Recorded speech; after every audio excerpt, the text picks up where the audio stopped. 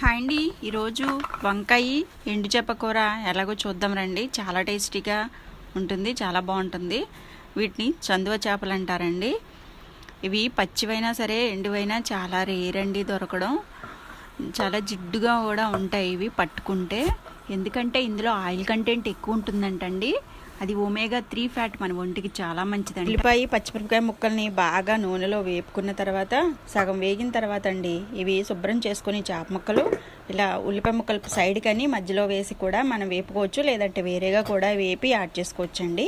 ఇవి కూడా వేగిన తర్వాత మనం కోసి పెట్టుకున్న శుభ్రంగా కడుక్కుని కోసి పెట్టుకున్న వంకాయ ముక్కలను కూడా వేసి స్టవ్ సిమ్లో ఉంచుకొని మగ్గించుకోవాలండి.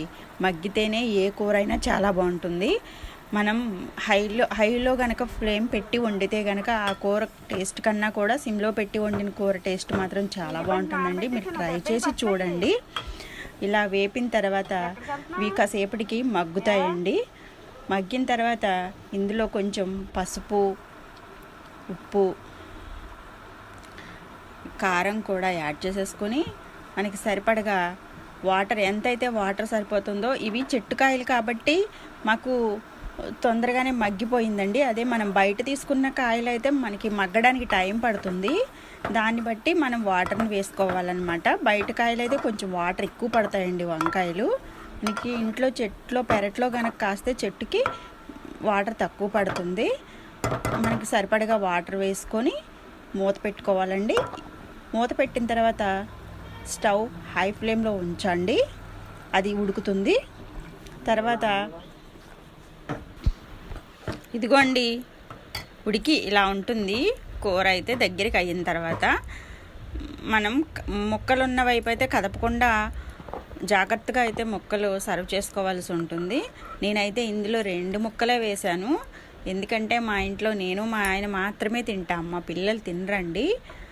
వంకాయ ఎండు చేప కాంబినేషన్ అస్సలు అంటే అస్సలు వదిలిపెట్టరు, అంత బాగుంటుంది ఏ చేప అయినా. అందులోనూ ఈ సందువ చేప కానీ చాలా బాగుంటుందండి.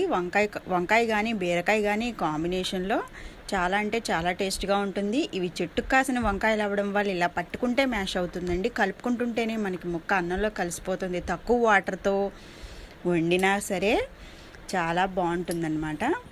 చూడండి, ముక్క కూడా ఇలా పట్టుకుంటే నాకైతే ఆయిల్ పట్టుకున్నట్టుగా జిడ్డుగా తగులుతుంది. ఉడికిన తర్వాత కూడా దాని నుండి ఆయిల్ రిలీజ్ అవుతుంది. అదే అండి సందువ చేప స్పెషాలిటీ. అందుకే దీనికోసం చాలామంది ఎగబడతారండి, ఇష్టంగా తింటారు ఈ చేపని. చాలా అంటే చాలా టేస్టీగా ఉందండి. కాకపోతే మనం ఉప్పు చూసుకొని వేసుకోవాలండి. ఈ చేపలో ఉప్పు కంటెంట్ ఎక్కువ ఉంటుంది. ఉప్పు వేసే దీన్ని ఊరబెడతారు, ఎండబెడతారు, ఆ ప్రాసెస్ చేస్తారు కాబట్టి. ప్లీజ్ సబ్స్క్రైబ్ చేయండి.